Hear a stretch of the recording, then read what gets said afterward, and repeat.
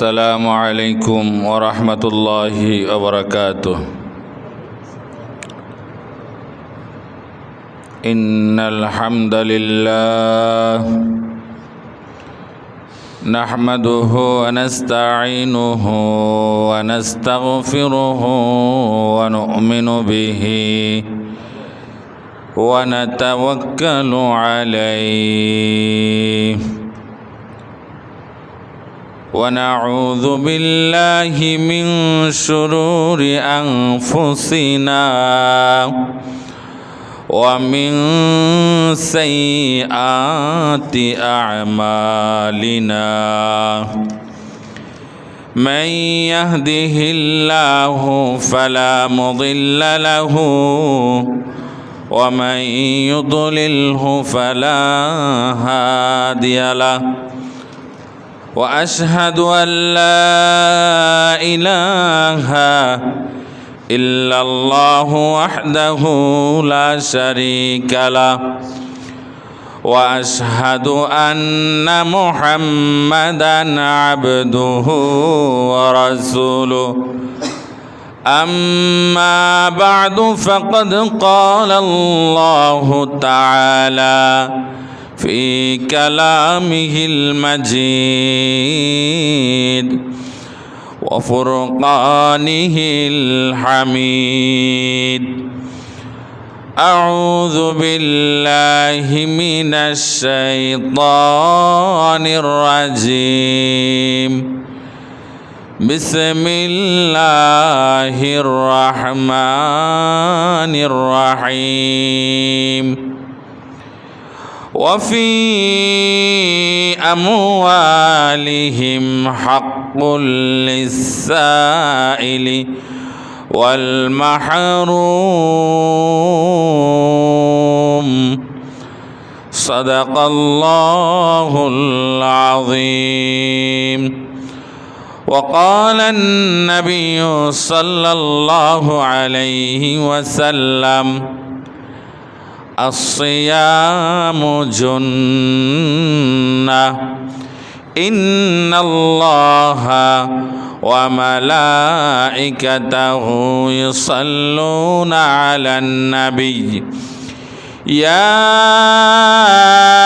أيها الذين آمنوا صلوا عليه وسلموا تسليما اللهم صل على سيدنا مولانا محمد وعلى آل سيدنا مولانا محمد اللهم صل على سيدنا مولانا محمد وعلى آل سيدنا مولانا محمد আলহামদুলিল্লাহ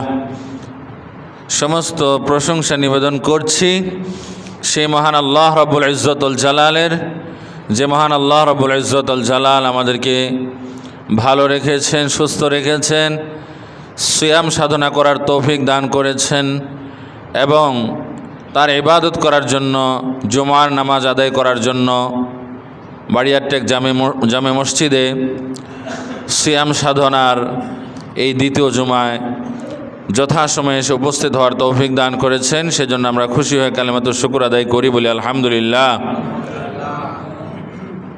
সালাতু সালাম পেশ করছি আমাদের প্রিয় নবী সরওয়ার কায়নাত রাহমাতুল লিল আলামিন সৈয়দুল মুরসালিন শফিউল মুযনবিন নবিয়ুনা সৈয়দুনা মুহাম্মদ মুস্তাফা সাল্লাল্লাহু আলাইহি ওয়াসাল্লামের প্রতি।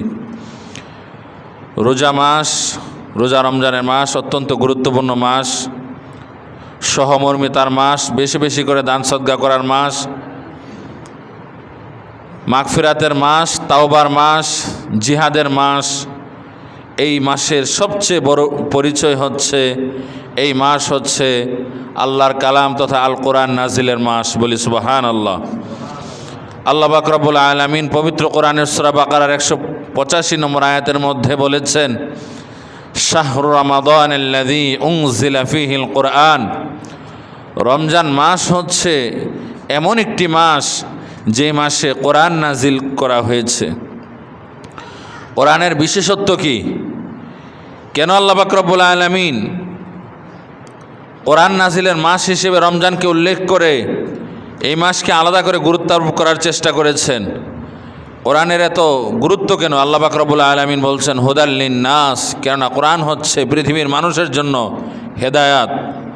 ওয়াবায়্যিনাতিম মিনাল হুদা, এবং হেদায়েতের সুস্পষ্ট বর্ণনা আল্লাহ পাক রব্বুল আলামিন কোরআনের মধ্যে তুলে ধরেছেন। ওয়াল ফুরকান, কোরআন হচ্ছে সত্য মিথ্যা পার্থক্য নির্ণয়কারী গ্রন্থ। পৃথিবীর যত গ্রন্থ আছে, যত বই আছে, কোনো বইকে আল্লাহ পাক রব্বুল আলামিন বলেন নাই যে অমুক বই সেটা সত্য মিথ্যা পার্থক্য নির্ণয়কারী বই, সত্য মিথ্যা পার্থক্য নির্ণয়কারী গ্রন্থ। কোনো কিতাবের ব্যাপারে বলা হয় নাই, কোনো বইয়ের ব্যাপারে বলা হয় নাই, সেটা সম্ভব না। কিন্তু একমাত্র কালামুল্লাহ তথা আল্লাহর কালাম, যেই কালামের ব্যাপারে আল্লাহ তাআলা বলছেন ওয়াল ফুরকান, কোরআন হচ্ছে আল ফারিকু বাইনাল হাক্কি ওয়াল বাতিল, হক এবং বাতিলকে যে গ্রন্থ সুস্পষ্ট করে বর্ণনা করে দেয়, মানুষের সামনে উপস্থাপন করে। এখন সুস্পষ্টভাবে উপস্থাপন করার পরে কে হককে গ্রহণ করবে, কে গ্রহণ করবে না, সেটা তার বিষয়। কিন্তু আল্লাহ পাক রব্বুল আলামিন এখানে কোনো অস্পষ্টতা রাখেন নাই, কোনো দুর্বোধ্যতা রাখেন নাই। এখানে আল্লাহ পাক রব্বুল আলামিন যত কিছু প্রয়োজন আছে সব আল্লাহ তাআলা তুলে ধরেছেন, বলি সুবহানাল্লাহ। অতএব এই কোরআনের দ্বারস্থ আমাদেরকে হতে হবে, এই কোরআন আমাদেরকে শিখতে হবে, এই কোরআনের উপর আমল করতে হবে। প্রিয় হাজিরিন, সূরা ইব্রাহিমের মধ্যে আল্লাহ পাক রব্বুল আলামিন বলেছেন, যেটা আজকে ইনশাআল্লাহ তারাবিতে আমরা পড়ব, কিতাবুন আনজালনাহু ইলাইক, হে আমার হাবিব, এই কিতাব আমি আপনার উপর নাজিল করেছি, লিতুখরিজান নাসা মিনাজ যুলুমাতি ইলান নূর, এই জন্য আমি নাজিল করেছি যাতে করে এই কিতাবকে উসিলা করে লিতুখরিজান নাসা মিনাজ যুলুমাতি ইলান নূর, পৃথিবীর মানুষদেরকে জুলুমাত থেকে, অন্ধকার সমূহ থেকে আলোর পথে, জান্নাতের পথে আপনি নিয়ে আসবেন। এই কিতাবকে আপনি সামনে রেখে আপনি মানুষকে জান্নাতের পথে নিয়ে আসবেন। সুবহানাল্লাহ। আল্লাহ পাক রব্বুল আলামিনের কাছে আমরা দোয়া করি, প্রার্থনা করি, এই কিতাবকে যেন আমরা আঁকড়ে ধরে থাকতে পারি, এই কিতাবের উপর আমল করতে পারি। আমরা বলি আল্লাহুম্মা আমিন। রোজার মাস অত্যন্ত গুরুত্বপূর্ণ মাস। এই মাসে যারা নিজেদের গুনাহ খাতা ক্ষমা করাতে পারবে না, তারা জাহান্নামে যাবে, তারা গুমরাহির মধ্যে রয়েছে। কোরআন হাদিস তাই বলে। একবার রাসূলুল্লাহ সাল্লাল্লাহু আলাইহি ওয়াসাল্লাম মসজিদের যে মিম্বার রয়েছে, সেই মিম্বারের প্রথম সিঁড়িতে যখন পা দিলেন, তখন আল্লাহ পাক রব্বুল আলামিনের পক্ষ থেকে জিবরাইল আলাইহিস সালাম আসলেন এবং এসে বললেন, যেটা বলেছেন সেটা তো আল্লাহর থেকেই জিবরাইল আলাইহিস সালাম ওই বার্তাটা নিয়ে এসেছিলেন। জিবরাইল আলাইহিস সালাম বলেছিলেন, ফাকিল লাহু ইয়া রাসূলুল্লাহ সাল্লাল্লাহু আলাইহি ওয়াসাল্লাম মা কুনতা তাসনাউ হাযা, وقال لي جبرائيل عليه السلام رغم أنف عبد دخل عليه رمضان فلم يغفر له। জিবরাইল আলাইহিস সালাম এসে বললেন, ওই ব্যক্তি ধ্বংস হোক, ওই ব্যক্তি জাহান্নামী হোক, যে ব্যক্তি রোজার মাস পেল, সিয়াম সাধনার মাস পেল, কোরআন নাজিলের মাস পেল, কিন্তু এই মাসকে সে যথাযথভাবে কাজে লাগাতে পারল না, সে ধ্বংস হোক, সে জাহান্নামী হয়ে যাক। রাসূলুল্লাহ সাল্লাল্লাহু আলাইহি ওয়াসাল্লাম তখন আমিন বলে সেটাকে কবুল করে নিয়েছিলেন। তার মানে এই মাস পাওয়ার পরেও যারা এই মাসকে কাজে লাগাতে পারবে না, তারা ধ্বংসপ্রাপ্ত হবে, এটা নিশ্চিতভাবেই বলা যায়। প্রিয় হাজিরিন, একদিন এমন সময় আসবে, যদি আমরা বেঁচে থাকি, বৃদ্ধ হয়ে গেলে এমন সময় আসবে যখন হয়তো আমরা চাইলেও রোজা রাখতে পারবো না। এখন এই যে বয়স, আমাদের যাদের বয়স কম, এখন যদি আমরা যথাযথভাবে রোজা না রাখি, সিয়াম সাধনা না করি, ইফতার না করি, সেহরি না করি, এক কথায় আমল না করি, তখন তো আফসোস করতে হবে। হ্যাঁ, যখন বয়স কম ছিল তখন তো সময়কে কাজে লাগাই নাই, তখন যদি লাগাতাম তাহলে আফসোসটা কম হতো, এখন যে ইবাদত করতে পারছি না। আমরা অনেক সময় দীর্ঘ নামাজে আমাদের বিরক্তি চলে আসে, কিন্তু আমাদেরকে একটা জিনিস মনে রাখতে হবে, এই পৃথিবীতে কিন্তু আমরা চিরস্থায়ী নই, একদিন চলে যেতে হবে, একদিন কিন্তু আফসোস করতে হতে পারে, এজন্য বিরক্ত হওয়া যাবে না।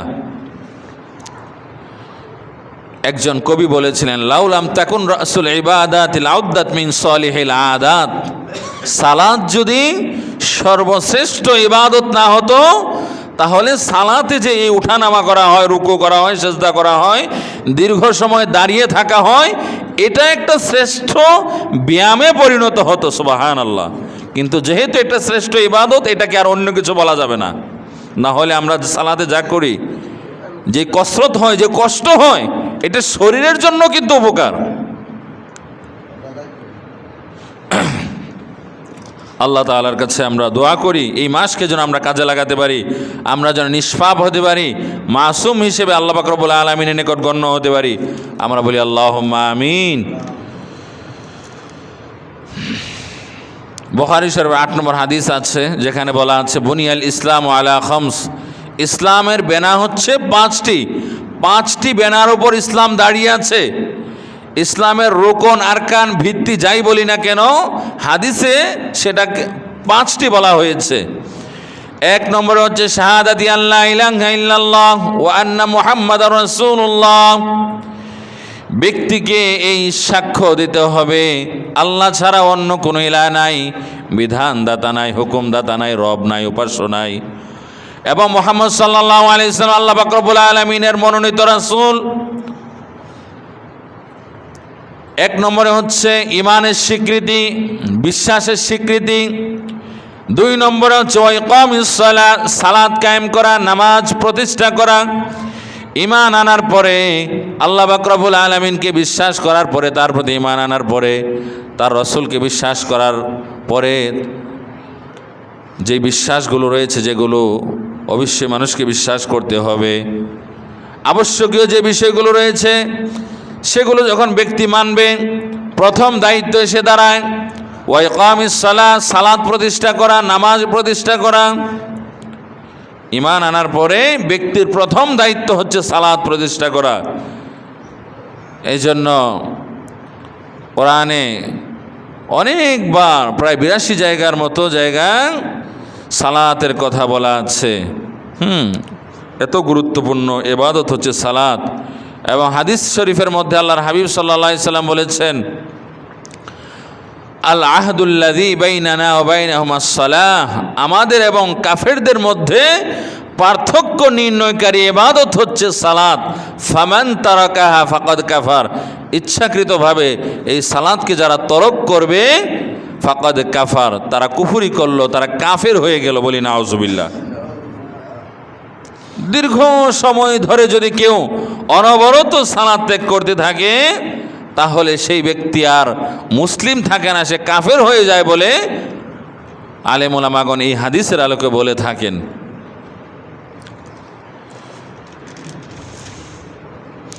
ওয়া ইকামিস সালাত, সালাত প্রতিষ্ঠা করা, ওয়া ইতাইজ যাকাত, যাকাত প্রদান করা, ওয়াল হজ, হজ করা, ও সৌমি রমাদান, রমজান মাসে সিয়াম সাধনা করা।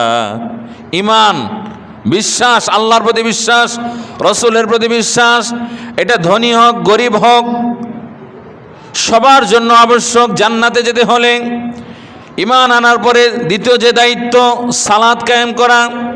ধনী হোক গরিব হোক সবাইকে সালাত কায়েম করতে হবে। এমন নয় যে গরিব মানুষরা সালাত আদায় না করলে হবে না, এরকম না। ধনী গরিব সবার জন্য নামাজ। ওয়া ইতাইজ যাকাত, যাকাত এটা সবার জন্য ফরজ নয়। যারা সম্পদশালী, অতটুকু সম্পদ যাদের রয়েছে, যতটুকু থাকলে পরে যাকাত দিতে হবে, এতটুকু থাকলে অবশ্য যাকাত দিতে হবে। ঢালাওভাবে যাকাত সবার উপর ফরজ নয়। ওয়াইতাইজ যাকাত ওয়াল হজ, হজও অনুরূপ, সবার জন্য হজ ফরজ না।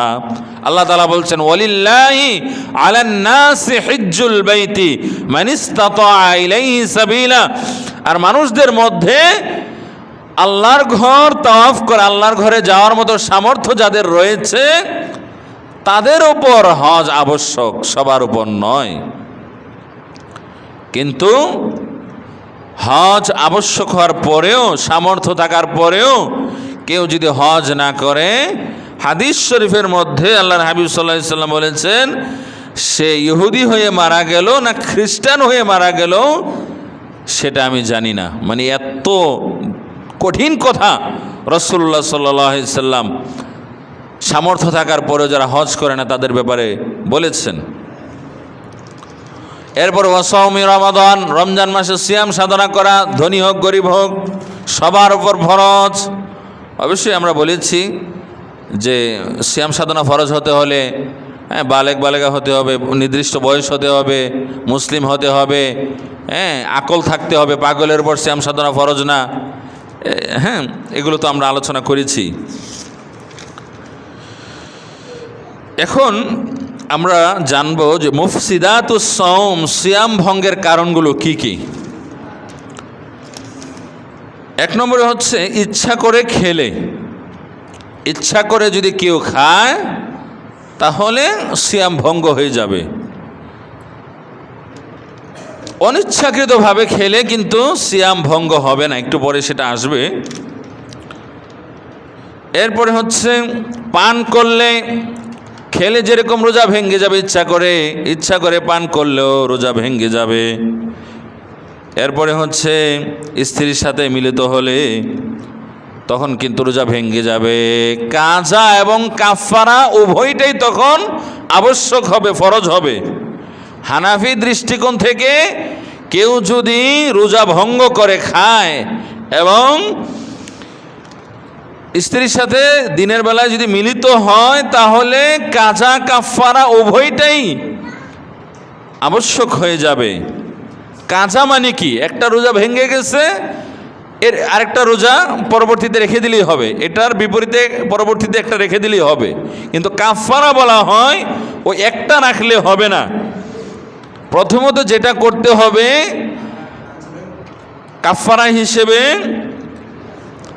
একটি দাসকে মুক্ত করতে হবে। কোনো মানুষ যদি দাসত্বের শৃঙ্খলে বন্দী হয়ে যায়, টাকা পয়সা দিয়ে মুক্তি করা সম্ভব এরকম যদি ব্যবস্থা থাকে তাহলে সেটাই করতে হবে। এটা হচ্ছে তার কাফারা। এরকম কোনো ব্যবস্থা না থাকলে 60 জন মিসকিনকে জরিমানা হিসেবে, কাফারা মানে একটা জরিমানা, 60 জন মিসকিনকে খাবার খাওয়াতে হবে পেট ভরে। এটাও যদি সম্ভব না হয়, 60 জন মিসকিনকে 2 বেলায় পেট ভরে খাওয়াতে হবে, এটা যদি সম্ভব না হয়, ব্যক্তি গরিব মানুষ, সামর্থ্য নাই, তাহলে ধারাবাহিকভাবে 60টি রোজা রাখবে। একটি রোজা ইচ্ছাকৃতভাবে ভঙ্গ করার কারণে অনুরূপ একটি রেখে দিলেই হবে না। অনুরূপ একটি রেখে দিলে তার জন্য হবে যে ব্যক্তি রোজা রমজান মাসে দিনের বেলায় প্রচণ্ড অসুস্থ হয়ে গেছে, তার পক্ষে আর রোজা রাখা সম্ভব না। রোজা রাখলে তার ক্ষতি হয়ে যেতে পারে, সে মারা যেতে পারে, অথবা মারা না গেলেও অনেক বেশি ক্ষতি হয়ে যেতে পারে। এরকম সমূহ সম্ভাবনা যদি থাকে, অথবা যৌক্তিক কারণে কোনো ব্যক্তি যদি সফরে বের হয়, দূরের ভ্রমণ, দূরের সফর, তখন রোজা না রাখলেও হবে। পরবর্তী সময়ে শুধুমাত্র একটি রোজা, মানে যতটা রোজা সে ভঙ্গ করবে এইরকম যৌক্তিক কারণে ততটা রেখে দিলেই হবে। কিন্তু ইচ্ছাকৃতভাবে খেলে পান করলে, ফিজিক্যাল ইন্টিমেসিতে লিপ্ত হলে দিনের বেলায়, তাহলে কাজা এবং কাফারা উভয়টাই কিন্তু আবশ্যক হবে। 3 নম্বরে হচ্ছে ইচ্ছা করে বমি করলে। এমনিতেই যদি বমি হয়ে যায় তাহলে সমস্যা নাই, এমনিতে বমি হতে পারে। কেন কোরআনে আছে লা ইউকাল্লিফুল্লাহু নাফসান ইল্লা উসাহা। আল্লাহ পাক রব্বুল আলামিন কোনো মানুষকে তার সামর্থ্যের বাহিরে, যেখানে তার কোনো হাত নাই, সেটার জন্য তাকে জবাবদিহি করবেন না। তো একজন ব্যক্তির অনিচ্ছাকৃত বমি হলে তো এখানে তার কোনো দোষ নেই, কিন্তু ইচ্ছা করে বমি আনার চেষ্টা করা অথবা বমি করা, এরকম করলে রোজা ভেঙে যাবে বলে ফিকহের কিতাবের মধ্যে মানে হাদিসেও আছে। 4 নম্বরে হচ্ছে ইচ্ছাকৃতভাবে কেউ যদি বীর্যপাত ঘটায় তাহলে রোজা ভাঙবে। শুধু ভাঙবে তা নয়, ওই যে কাজা কাফারা উভয়টাই আবশ্যক হবে বলে অনেক ওলামায়ে কেরাম মত ব্যক্ত করেছেন। 5 নম্বরে হচ্ছে স্মোকিং করলে রোজা ভাঙবে, বিড়ি সিগারেট খেলে রোজা ভাঙবে। 6 নম্বরে হচ্ছে নাকে ড্রপ দিলে রোজা ভেঙে যাবে, তবে চোখে ড্রপ দিলে রোজা ভাঙবে না বলে আলেম ওলামাগণ কোরআন হাদিস থেকে ফতোয়া দিয়েছেন। কেননা নাকের মাধ্যমেও কিন্তু খাবার ভিতরে প্রবেশ করা সম্ভব, ফুড সাপ্লিমেন্টারি ভিতরে প্রবেশ করা সম্ভব।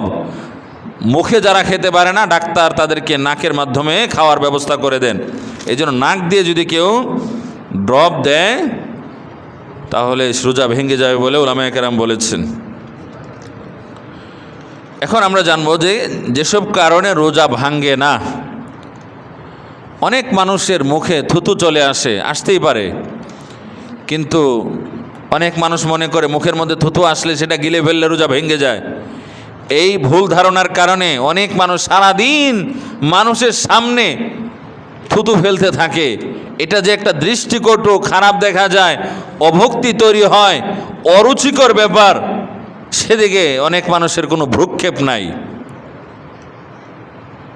কিন্তু আমাদেরকে মনে রাখতে হবে, রোজা রেখে কেউ যদি থুতু গিলে ফেলে, মুখে থুতু আসে, সেটা ভিতরে চলে গেলে সমস্যা নাই। ভুল করে খেয়ে ফেললে, ভুল করে পান করলে রোজা ভাঙবে না।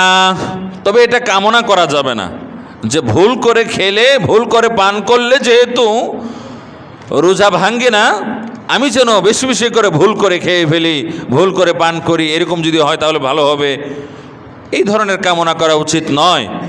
হাদিস শরীফের মধ্যে আছে, মান নাসিয়া, যে ব্যক্তি ভুলে গেল, ওয়া হুয়া সাইমুন, অথচ সে রোজাদার, ফাকালা, সে খেয়ে ফেললো, রোজা রাখার পরেও খেয়ে ফেললো কিন্তু তার খেয়াল নাই। এটা অনেক সময় রোজার প্রথম দিকে হয়। বিশেষ করে অনেকে অজু করতে গেলে, অন্য সময় অজু করতে গেলে পানি পান করে, ওই স্বভাবের কারণে রোজার প্রথম দিকে অনেকে অজু করতে গেলে পানি পান করে ফেলে। এরকম অনেকের ক্ষেত্রে হয় কি না? এটা প্রথম দিকে হয়, কিন্তু কয়েকদিন পরে কিন্তু আবার সব কিছু মনে থাকে। তাও সবার ক্ষেত্রে যে হয় আমি সেটা বলছি না, কিন্তু এমনি অজু করতে গেলে অনেকে যারা পানি পান করে থাকেন, এই অভ্যাসটা যাদের আছে, রোজা রমজান মাসে শুরুর দিকে কারো কারো ক্ষেত্রে এটা অনেক সময় হয়ে যায়। রাসূলুল্লাহ সাল্লাল্লাহু আলাইহি সাল্লাম বলছেন, মান নাসিয়া ওয়া হুয়া সাইমুন, যে ব্যক্তি ভুলে গেল যে সে রোজাদার, তার মনে নাই, ফাকালা, এই ভুলে যাওয়ার কারণে সে ফাকালা খেলো, আও শারিবা, অথবা সে পান করলো, ফালিয়ুতিম্মা সাওমাহু, সে তার রোজাকে পূর্ণ করবে, মানে তার রোজা ভঙ্গ হয় নাই। ফাইন্নামা আত'আমাহুল্লাহু ওয়া সাকাহু, সে যে ভুলে খেলো, ভুলে পান করলো, এখানে তার কোনো দোষ নাই। কেননা এই খাবার যেটা খেলো, যেটা পান করলো, এটার ব্যবস্থা স্বয়ং আল্লাহ তাআলা করে দিয়েছেন। বলুন সুবহানাল্লাহ। এখানে তার কোনো দোষ নাই, আল্লাহ তাকে খাইয়েছেন বা পান করিয়েছেন। ফাইন্নামা আত'আমাহুল্লাহু ওয়া সাকাহু, আল্লাহ তাআলা তাকে খাইয়েছেন, পান করিয়েছেন। এরপরে 2 নম্বরে হচ্ছে স্ত্রীর সাথে স্বাভাবিক হাঁক করা, বসা, চুমু দেওয়া, এগুলো কোনো খারাপ কিছু না, বা এতে কোনো রোজা ভঙ্গ হয় না। 3 নম্বরে হচ্ছে স্বপ্নদোষ হওয়া, রোজা ভেঙে যায় না। 4 নম্বরে হচ্ছে প্রয়োজনে ব্লাড টেস্ট করলে রোজা ভঙ্গ হবে না। 5 নম্বরে হচ্ছে অনিচ্ছাকৃতভাবে বমি করলে রোজা ভাঙবে না। 6 নম্বরে হচ্ছে নাক দিয়ে রক্ত ঝরলে রোজা ভাঙবে না বলে আলেম ওলামায়ে কেরাম মনে করেন কোরআন হাদিসের আলোকে। 7 নম্বরে হচ্ছে রোজা রেখে দাঁত ফেলে দিলে, দাঁত ফেলে দেওয়ার কারণ দেখা গেলে দাঁত ফেলে দিলে রোজা রমজান মাসে দিনের বেলায় রোজা ভাঙবে না। 8 নম্বরে হচ্ছে কিছু কিছু ইনজেকশন আছে যেগুলোতে ফুড সাপ্লিমেন্টারি থাকে না, খাদ্য এবং পানীয় জাতীয় কিছু থাকে না, পেট ভরে না, এরকম ইনজেকশন প্রয়োজন হলে দেওয়া যাবে। কিন্তু এরকম ইনজেকশন দেওয়া যাবে না যেটা দেওয়ার পরে খাদ্যের কাজ করে, পেট ভরে, অথবা পানীয়ের কাজ করে, এরকম কোনো ইনজেকশন দেওয়া যাবে না। ইনহেলারের ব্যাপারে অনেকে প্রশ্ন করেন, তো ইনহেলারের ব্যাপারেও অধিকাংশ আলেম ওলামাদের দৃষ্টিভঙ্গি এরকম যে এটা একটা মতানৈক্যপূর্ণ মাসালা। ইনহেলার যদি এরকম হয় যে ইনহেলার ব্যবহার করার কারণে ভিতরে কোনো ফুড সাপ্লিমেন্টারি না যায়, খাদ্য জাতীয় কোনো কিছু না থাকে, খাদ্যের পরিপূরক কোনো কিছু এখানে না থাকে, পানীয়ের পরিপূরক কিছু না থাকে, শুধুমাত্র বাতাস থাকে, এরকম কিছু হলে রোজা ভাঙবে না বলে ওলামায়ে কেরাম মনে করেন। কিন্তু ইনহেলার দেওয়ার পরে যদি সেটার মধ্যে ফুড সাপ্লিমেন্টারি থাকে, খাদ্য জাতীয় কোনো কিছু থাকে, পানীয় জাতীয় কিছু থাকে, হ্যাঁ, এটা দেওয়ার পরে একটু ভালো লাগে, মানে মনে হয় যেন পানি প্রবেশ করছে, এরকম যদি কিছু থাকে তাহলে কিন্তু রোজা ভেঙে যাবে। এরপরে টুথপেস্ট দিয়ে ব্রাশ করলে রোজা ভাঙবে না, তবে খেয়াল রাখতে হবে এই পেস্ট যেন ভিতরে চলে না যায়। আর সবচাইতে ভালো হচ্ছে রোজা রমজান মাসে দিনের বেলা মেসওয়াক করলে। রাসূলুল্লাহ সাল্লাল্লাহু আলাইহি ওয়াসাল্লাম বলেছেন, লাউলা আন আশুক্কা আলা উম্মতি লাআমারতুহুম বিসওয়াকি ইনদা কুল্লি সালাতিন, আমি যদি আমার উম্মতের জন্য কঠিন মনে না করতাম তাহলে 5 ওয়াক্ত সালাতের পূর্বে মেসওয়াক করাটাকে বাধ্যতামূলক করে দিতাম। বলুন সুবহানাল্লাহ, ফরজ করে দিতাম। মেসওয়াক না করলে উযু হবে না, আর উযু না হলে নামাজ হবে না, ইবাদত হবে, এইরকম ব্যবস্থা রাসূলুল্লাহ ইসলাম করে দিতেন যদি না এটা কঠিন হয়ে যেত। 5 ওয়াক্ত নামাজের পূর্বে মেসওয়াক করাটা এটা আসলে একটা কঠিন ব্যাপার, এই জন্য এটাকে ফরজ করা হয় নাই সত্য, কিন্তু এটার গুরুত্ব রয়েছে। কেউ যদি আতর, পারফিউম, আই ড্রপ, চোখে কাজল দেয় তাহলে রোজা ভাঙবে না। এবং কোনো যৌক্তিক কারণে যদি মনে করেন প্রধান বাবুর্চি শত শত মানুষের খাবার রান্না করেছেন, লবণ দেওয়া হয়েছে না হয় নাই এটা তো চেক করা দরকার। মনে হচ্ছে যে লবণ দিয়েছে, একবার মনে হয় লবণ দিয়েছে, আরেকবার মনে হলো না দেই নাই। এখন এটা যদি আমি চেক না করি, চেক করা আর খাওয়া কিন্তু এক না। জিহ্বাতে দিলেই কিন্তু বোঝা যায় যে লবণটা হয়েছে না হয় নাই, এরপরে ফেলে দিল। কিন্তু ওই যে বললাম যে শত শত মানুষের খাবার রান্না করেছেন, অথবা শত শত না হলেও কেউ এমনি তো চেক করতে পারে প্রয়োজনে, চেক করে ফেলে দিবে। তো খাবারের লবণ চেক করলে রোজা ভাঙবে না। আল্লাহ তাআলা আমাদেরকে সঠিকভাবে সিয়াম সাধনা করার তৌফিক দান করুন, আমরা বলি আল্লাহুম্মা আমিন। সম্মানিত মুসল্লিন কেরাম, রোজার মাস আসলে পরে ইবাদত মুসলিমদের মধ্যে বৃদ্ধি পায়, কেননা এই মাসে আল্লাহ পাক রব্বুল আলামিন শয়তানকে শৃঙ্খলিত করে রাখেন। তো রোজা রমজান মাসে মুসলিমদের মধ্যে যাকাত দেওয়ার প্রবণতাটা লক্ষ্য করা যায়, এটা ভালো। তবে আমাদেরকে মনে রাখতে হবে রোজা রমজান মাসের সাথে যেরকম সিয়াম সাধনার সম্পর্ক রয়েছে, তারাবির নামাজের সম্পর্ক রয়েছে, আমাদেরকে মনে রাখতে হবে রোজার সাথে কিন্তু এই যাকাত দেওয়ার কোনো বাধ্যতামূলক সম্পর্ক নাই। মানে এরকম নয় যে রোজার মাসে যাকাত দিতে হবে, এটা নিয়ম বা এটার জন্য আলাদা গুরুত্ব আরোপ করা হয়েছে কোরআন হাদিসে, এরকম কিছুই নাই। যেহেতু রোজা রমজান মাস একটা ফজিলতপূর্ণ মাস, এই মাসে একটি আমলের সওয়াব 70 গুণ পর্যন্ত আল্লাহ তাআলা বৃদ্ধি করে দিয়ে থাকেন। এই জন্য সাহাবীদের যুগ থেকেই এই ফজিলতের মাসে সাহাবীরা যাদের উপর যাকাত আবশ্যক ছিল তারা যাকাত বেশি বেশি প্রদান করতেন। এই ধারাবাহিকতা এখনও রয়েছে, এটা ভালো। কিন্তু আমাদেরকে মনে রাখতে হবে এই রমজান মাসের সাথে যাকাতের কোনো সম্পর্ক নাই, যে রমজান মাসে যাকাত দিতে হয়, এরকম কোনো কোরআনের আয়াতও নাই, হাদিসও নাই। কিন্তু এটা ভালো, যেহেতু এই মাস গুরুত্বপূর্ণ মাস।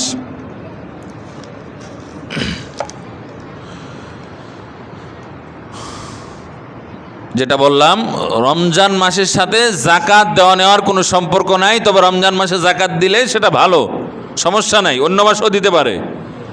পবিত্র কোরআনের মধ্যে বরং সালাতের সাথে যাকাতের উল্লেখ রয়েছে, রমজানের সাথে তো কোথাও নাই, হাদিসেও নাই। যেমন আল্লাহ পাক রব্বুল আলামিন বলেছেন ওয়াকিমুস সালাহ, ও আমার বান্দারা তোমরা সালাত কায়েম করো, ওয়াতুজ যাকাত, যাকাত প্রদান করো।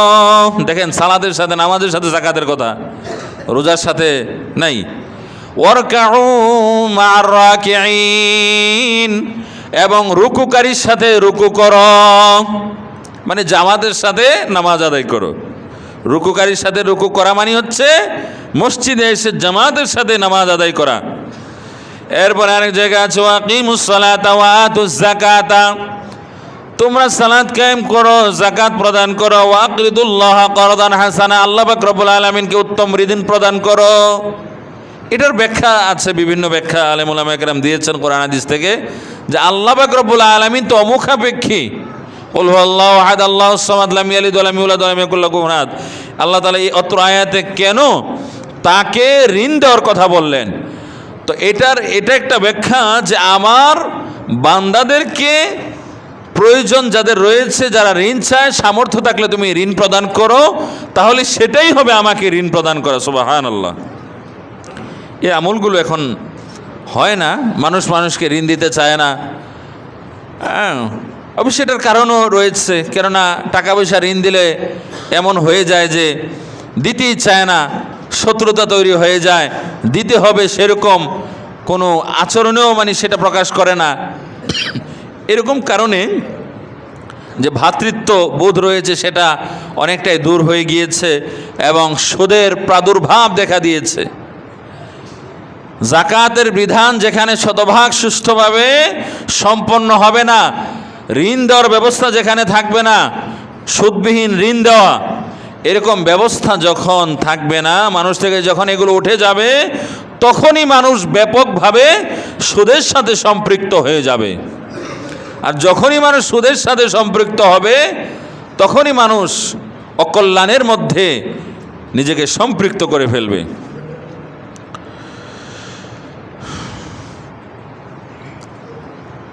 আমরা আগেই জেনেছিলাম যে কোরআনে আছে ইয়া আইয়ুহাল্লাযীনা আমানু, হে ঈমানদারগণ, কুতিবা আলাইকুমুস সিয়াম, তোমাদের উপর সিয়াম সাধনাকে, রোজা রমজান মাসে সিয়াম সাধনাকে তোমাদের উপর আবশ্যক করা হয়েছে, ফরজ করা হয়েছে। কামা কুতিবা আলাল্লাযীনা মিন ক্বাবলিকুম, যেমনি ভাবে তোমাদের পূর্ববর্তীদের উপর আবশ্যক ছিল, ফরজ ছিল। কেন? লাআল্লাকুম তাত্তাকুন, যাতে তোমরা মুত্তাকি হতে পারো, আল্লাহ সচেতন হতে পারো, তাকওয়া অর্জন করতে পারো। তত্র আয়াত থেকে আমরা জানলাম, আমরা যেরকম সিয়াম সাধনা করি, আমাদের পূর্বের যে সমস্ত উম্মতেরা ছিল, নবী রাসূলগণ ছিল, তাদের উপরও সিয়াম সাধনা আবশ্যক ছিল। তবে হ্যাঁ, সিয়াম সাধনা পার্থক্য থাকতে পারে। যেমন দাউদ আলাইহিস সালাম, তিনি একদিন সিয়াম সাধনা করতেন, আরেকদিন করতেন না, আরেকদিন করতেন, আরেকদিন করতেন, এইভাবে একদিন গ্যাপ রেখে রেখে তিনি সিয়াম সাধনা করতেন। আবার কোনো কোনো নবী রাসূল এবং ওনার অনুসারীরা আশুরার সিয়াম সাধনা করতেন, তাদের উপর আশুরার সিয়াম সাধনা ফরজ ছিল। আর কোরআন হাদিস থেকে যতটুকু আমরা জানি যে আমাদের উপরে শুধু দীর্ঘ 1 মাসের সিয়াম সাধনা ফরজ করা হয়েছে। তো এই যে সিয়াম সাধনা আল্লাহ তাআলা ফরজ করেছেন, কোরআনের মধ্যে আছে, পূর্ববর্তীরাও সিয়াম সাধনা করেছিল। এই যাকাতের বিধানটা এরকম, আমাদের উপর যেরকম যাকাত যাদের উপর সামর্থ্য রয়েছে তাদের উপর ফরজ, অনুরূপ অন্যান্য নবী রাসূল এবং ওনাদের অনুসারীদের উপরও যাকাত আবশ্যক ছিল, তারাও যাকাত দিত। এখন যাকাতের ধরনের মধ্যে পার্থক্য থাকতে পারে, হ্যাঁ, কিন্তু যাকাত ছিল। যেমন আল্লাহ পাক রব্বুল আলামিন নবীদের ব্যাপারে উল্লেখ করে বলেছেন ওয়াজআলনাহুম আইম্মা, আমি আমার নবীদেরকে নেতা হিসেবে নির্বাচিত করেছিলাম। আইম্মা, ইমাম হিসেবে নির্বাচিত করেছিলাম। তারা মানুষের নেতা ছিল, ইমাম ছিল। ইয়াহদুনা বিআমরিনা, ইয়াহদুনা, তারা মানুষকে হেদায়েতের দিকে আহ্বান করত। বিআমরিনা, আমার আদেশে, আমার আদেশে, আমার ওহী দ্বারা তারা মানুষকে হেদায়েতের পথে আহ্বান করত, পরিচালিত করত। ওয়াওহাইনা ইলাইহিম ফি'লাল খায়রাত, আমি আমার নবীদেরকে ওহী করেছিলাম, বলেছিলাম ফি'লাল খায়রা, তোমরা দুনিয়ার জমিনে ভালো কাজ করবা। ফি'লাল খায়রা ওয়া ইকামিস সালাত, নামাজ কায়েম করবা। ওয়া ইতাইজ যাকাত, যাকাত প্রদান করবা। আল্লাহ তাআলা সমস্ত নবীদেরকে বলেছিলেন ভালো কাজ করবা, সালাত কায়েম করবা, যাকাত দিবা। ওয়া কানু লানা আবিদিন, তারা আমার অনুগত বান্দা ছিল। তো অনুগত বান্দা হতে হলে আল্লাহর প্রতি ঈমান আনার পরে নামাজ পড়তে হবে, যাকাত যদি আবশ্যক হয়ে থাকে যাকাত দিতে হবে, সালাত কায়েম করতে হবে। এরপরে রয়েছে ঈসা আলাইহিস সালামের ব্যাপারে, ওয়া কানা ইয়ামুরু আহলাহু বিস-সালাতি ওয়াজ-যাকাত ওয়া কানা ইনদা রাব্বিহি মারদিয়া। ইসমাঈল আলাইহিস সালামের ব্যাপারে বলা আছে ওয়া কানা ইয়ামুরু আহলাহু বিস-সালাতি ওয়াজ-যাকাত, তিনি তার পরিবারকে ইয়ামুরু আদেশ করতেন, আহলাহু পরিবারকে, বিস-সালাতি সালাতের জন্য, ওয়াজ-যাকাত যাকাত দেওয়ার জন্য। আয়েশা রাদিয়াল্লাহু তাআলা আনহা এর হাতে যখন একটা স্বর্ণের চুড়ি ছিল, একবার রাসূল সাল্লাল্লাহু আলাইহি ওয়াসাল্লাম দেখলেন, বলেছিলেন যে তুমি কি এটার যাকাত প্রদান করেছো? জানা করি নাই। এটার তো যাকাত প্রদান করতে হবে। তো নবী রাসূলগণ পরিবারের মধ্যেও সচেতনতা তৈরি করতেন, নামাজের আদেশ দিতেন, যাকাত দেওয়ার কথা বলতেন, যাকাত দেওয়াতে উদ্বুদ্ধ করতেন। ওয়া কানা ইনদা রাব্বিহি মারদিয়া। এরপরে আছে ওয়া জাআলানি মুবারাকান আইনামা কুনতু। ঈসা আলাইহিস সালাম বলছেন ওয়া জাআলানি মুবারাকান, আল্লাহ পাক রব্বুল আলামিন আমাকে বরকতময় করেছেন, আমাকে কবুল করে নিয়েছেন, আইনামা কুনতু, যেখানেই আমি থাকি না কেন। ওয়া আওসানি, আমাকে আল্লাহ পাক রব্বুল আলামিন আদেশ দিয়েছেন, বিস-সালাতি, আমি যেন সালাত কায়েম করি, ওয়াজ যাকাতি, যাকাত প্রদান করি, মা দুমতু হাইয়া, যতদিন আমার দেহে প্রাণ থাকে, যতদিন আমি জীবিত থাকি, আমি যেন সালাত কায়েম করি, যাকাত প্রদান করে থাকি। বলুন সুবহানাল্লাহ। মা দুমতু হাইয়া, কি সুন্দর আয়াত, কি শিক্ষণীয় আয়াত। ঈসা আলাইহিস সালাম বলছেন ওয়াসানি, আল্লাহ তাআলা আমাকে ওসিয়ত করেছেন, বলে দিয়েছেন, বিস-সালাতি, আমি যেন সালাত কায়েম করি, ওয়াজ যাকাতি, যাকাত প্রদান করি, মা দুমতু হাইয়া, হাইয়া মানে জীবিত, মা দুমতু হাইয়া, আমার দেহে যতক্ষণ প্রাণ থাকে, আমার দেহে আমি যতক্ষণ জীবিত থাকি ততক্ষণ যেন আমি ইবাদত করি, সেই আদেশ আল্লাহ তাআলা দিয়েছেন। সুবহানাল্লাহ। আর এখন ভণ্ড পীররা বলে সবসময় ইবাদতের দরকার নাই, আধ্যাত্মিকতার চূড়ান্ত পর্যায়ে চলে গেলে ওই ব্যক্তির উপর শরীয়ত আর প্রয়োজন পড়ে না, সে যা ইচ্ছা তা করবে, এটাই হয়ে যাবে। এই ভণ্ড পীররা এটা বলে। আর ঈসা আলাইহিস সালাম বলছেন আল্লাহ তাআলা আমাকে নির্দেশ দিয়েছেন ওয়াসানি বিস-সালাতি, আমি যেন সালাত কায়েম করি, ওয়াজ যাকাতি, যাকাত প্রদান করি, মা দুমতু হাইয়া, যতক্ষণ আমার দেহে প্রাণ থাকে। বলুন সুবহানাল্লাহ। আল্লাহর বিধান হচ্ছে যতক্ষণ তোমার দেহে প্রাণ থাকে ততক্ষণ তুমি ইবাদত করবে। রাসূলুল্লাহ সাল্লাল্লাহু আলাইহি ওয়াসাল্লাম তাই করেছিলেন। হাদিসে আছে, বুখারী শরীফের হাদিসে, যে উনি মৃত্যুর আগেও যখন সালাত পড়া তার দ্বারা সম্ভব হচ্ছিল না, ওযু করতে গিয়ে বেহুশ হয়ে যান, নামাজ পড়তে গিয়েও পড়ার যখন ইচ্ছা পোষণ করেন বেহুশ হয়ে যাচ্ছেন, এরপর হুশ ফিরলেই তিনি সাহাবীদেরকে বলতেন নামাজ কি হয়ে গেছে কিনা, টাইম হয়েছে কিনা, আমাকে তো নামাজ পড়তে হবে।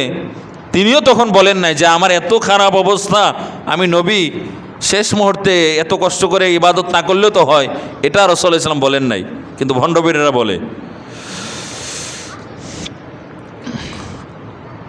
যাকাত সবার উপর ফরজ না, আমি বলেছি যে 7.5 ভরি স্বর্ণ অথবা 52.5 তোলা রৌপ্য কারো নিকট যদি থাকে এবং সেটা যদি 1 বছর অতিবাহিত হয়, চন্দ্র অনুযায়ী আর কি, চন্দ্র বছর অনুযায়ী 1 বছর অতিবাহিত হতে হবে। কেননা আপনার নিকট 7.5 ভরি স্বর্ণ অথবা 52.5 তোলা রৌপ্য বা এর সমমূল্যমান আছে, আজকে আছে, কালকে কোনো একটা কারণে, যৌক্তিক কারণে সেটা নাও থাকতে পারে। এবং আজকে যাকাত দিয়ে যদি কালকে আপনি বিপদের মধ্যে পড়ে যান, আল্লাহ পাক রব্বুল আলামিন মানুষকে বিপদে ফেলার জন্য যাকাতের বিধান দেন নাই, বিপদে ফেলানোর জন্য আল্লাহ তাআলা এই হজের বিধান দেন নাই, বিপদে ফেলানোর জন্য আল্লাহ তাআলা সিয়াম সাধনার বিধান দেন নাই। কোরআনে আছে ইউরিদুল্লাহু বিকুমুল ইসরা ওয়া লা ইউরিদু বিকুমুল উসরা, আমি আল্লাহ তোমাদের জন্য সহজ কামনা করি, তোমাদের কল্যাণ কামনা করি, তোমাদের অকল্যাণ কামনা করি না। সুবহানাল্লাহ।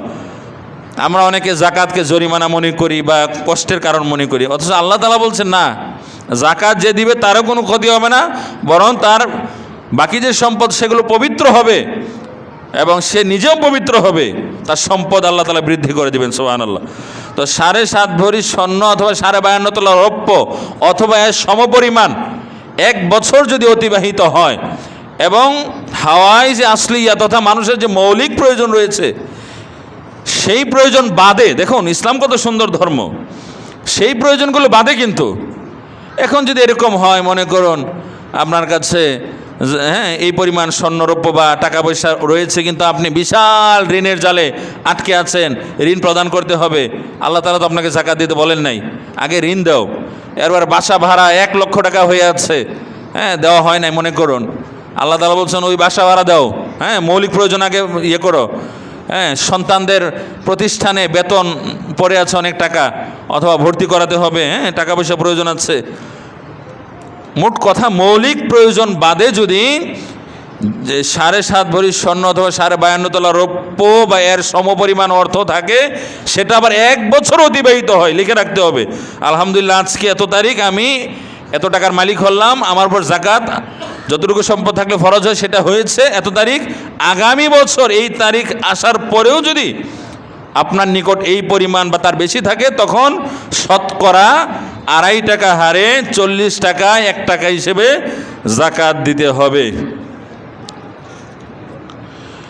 এখন আরেকটু সমস্যার মধ্যে অনেকে পড়ে যান যে 7.5 ভরি স্বর্ণ অথবা 52.5 তোলা রৌপ্য, এরকম কেন, যে কোনো একটা কেন না?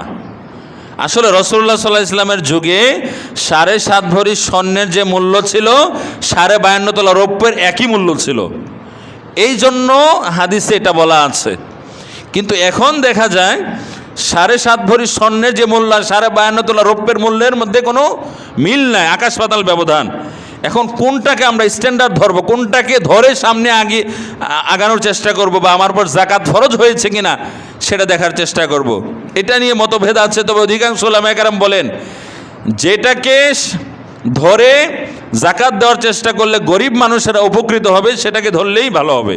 সেই হিসেবে রৌপ্যের মূল্যটা যেহেতু কম, 52.5 তোলা রৌপ্যের যে দাম, সেটাকে ধরলেই বরং ভালো হতে পারে।